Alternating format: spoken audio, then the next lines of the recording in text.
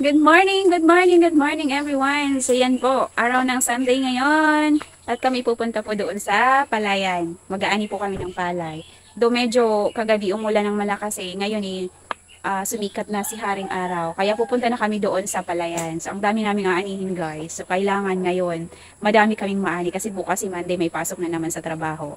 So tara guys, samahan niyo po kami. So ayan, kasama ko ang aking mother. Ayan, dinitrain ko na din yung aking pamangkin, no, be. Pakita ka nga dito, be.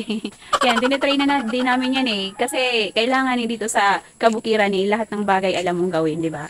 So, walang tatamad-tamad dito sa amin. Kailangan, mula sa kung papaano tayo mag-ani, sa sakay, kailangan dapat alam din nila yon. Para pagdating ng araw, kahit saan man sila pumunta, mapakabukiran man o mapasyudad, alam niya kung gaano kahirap yung trabaho ng mga magsasaka, di ba? So tara guys, samahan nyo kami doon sa aming pupuntahan, doon sa amin kung saan po kami mag-aani.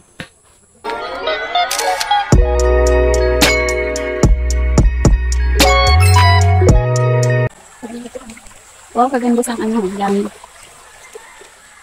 Yan guys, napakalawak ng layan. Actually kami, hindi naman sa amin yan. Hindi naman po sa amin yan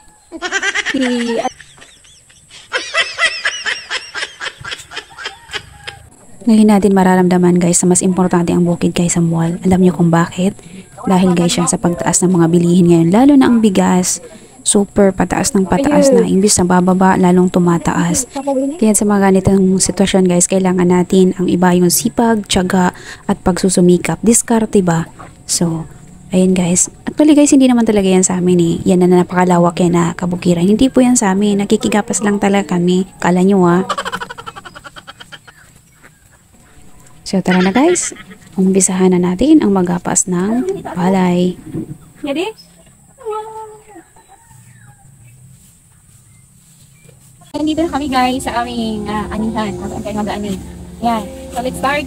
Kasi medyo mainit na ilit na kami nakapunta dito. Dapat kanina pa kami morning. Kaso nga lang, basa pa yung palay kanina kasi umulan ng malakas kagabi. Tuyo yung palay bago kami pumunta dito. Kasi hindi naman maganda kung basa yung palay na aanihin namin. So tara na guys, tulungan nyo kami. Later naman. Bye! Thank you for watching. At ayan na nga po guys, at nag-start na po kami na magapas ng palay. Kailangan na namin bilis-bilisan kasi nga ramdam na namin yung init ng sikat ng araw. Yan nga kasi guys ay medyo late na kami nakapag-start. Kailan nga kailangan pa namin patuyuin yung mga palay.